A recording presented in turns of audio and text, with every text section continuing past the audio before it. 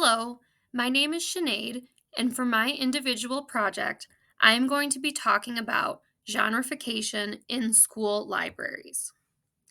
So, before I dive in, I wanted to back up for a moment and talk a little bit about the historical context of genrefication. Genrefication is definitely a big buzzword right now in school libraries, but it is not a new idea. We have all heard of Dewey and his classification system, the Dewey Decimal System, that was created back in the 1870s, but that was not the end of the story. Other people have worked on creating systems of classification and have done research into how the classification of books in libraries affects circulation and patron happiness with their experience.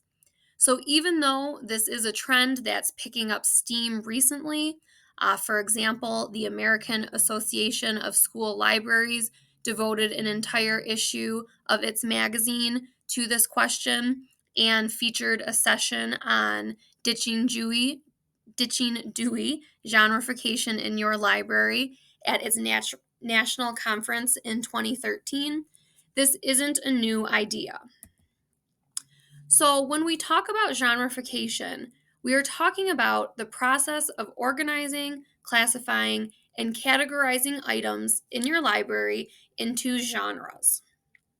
That's a pretty broad definition, which is a good thing because it can be done in a lot of ways. So, genrefication doesn't always mean ditching Dewey, as AASL kind of hinted at in that teaser title, because even libraries who do still utilize the Dewey Decimal System often use genrefication strategies on a smaller scale. Many libraries separate fiction from nonfiction, for example.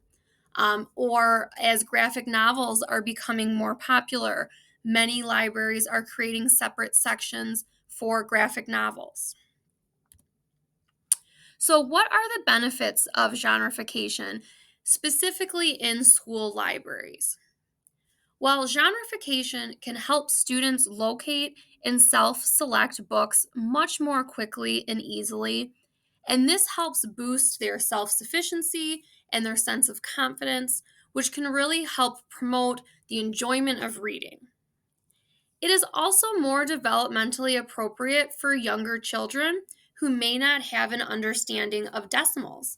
If we're talking about a library at an elementary school, decimals might be a very confusing part of the library for our kids.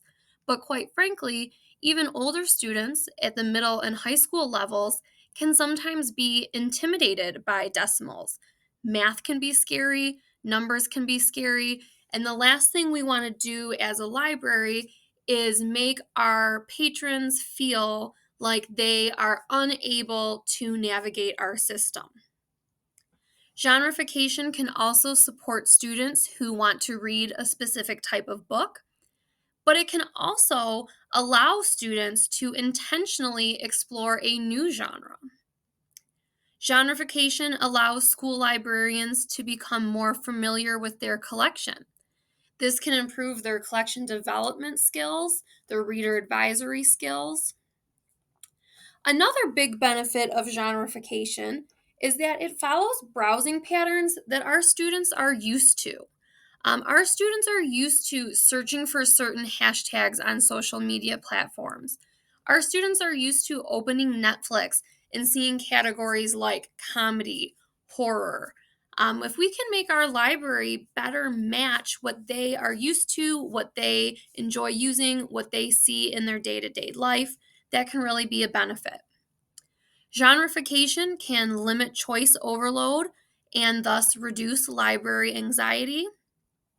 And genrefication can also make reshelving much quicker and easier for staff, which in turn allows school librarians more time for collaborating with classroom teachers, working with students, creating lessons on a digital citizenship, doing readers advisory.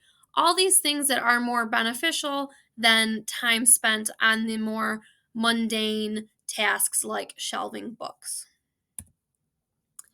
Now, it is important to also consider some of the drawbacks of genrefication. There can be inconsistency in genres from one genrefied collection to another.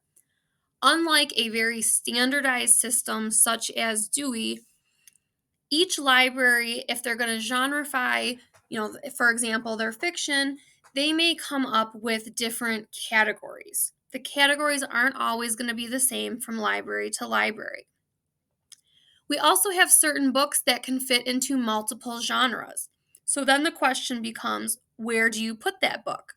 And that can be a big question because depending on which genre you put it under, you may be encouraging or discouraging some students from trying it. With a genrefied collection, readers might limit themselves to one genre and avoid all others. For example, it makes it much easier for kids to always go directly to, the sports section or the graphic novel section, whatever it may be, without even glancing at any other books. Most public and university libraries still use the Dewey Decimal Classification System, and one of the main jobs as a school is to prepare children for the next step in their life, prepare them for adulthood. So there are concerns that too much genrefication, getting too far away from the Dewey Decimal System, could put our students at a disadvantage when they go to college or try to use the public library system. Genrefication is a very time and labor intensive process. Most school librarians are already pulled pretty thin. And some people feel that the rearrangement of the print collection should not be a priority. Um, School librarians have a lot of other things to work on, preparing for the digital shift, collaborating with classroom teachers, teaching our students about digital citizenship. And some people question whether the time and labor required for genrefication is really the best use of a librarian's time. Finally, some librarians have raised concerns that if we make the library oversimplified and completely remove the need for our professional reference assistance or our readers' advisory suggestions, we may be putting our own jobs in jeopardy. If a librarian is considering implementing genrefication in their collection, there are some steps that they would have to work through. My number one piece of advice is to first do your own research. Genrefying your library is a big decision, it's a time consuming process, and it should be something that you are very confident that you want to do before you start the process.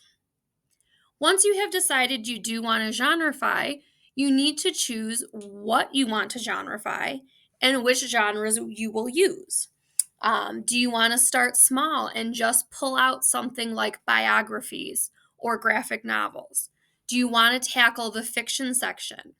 It's less common, but do you want to do your entire library, completely ditch Dewey, and put everything into genres?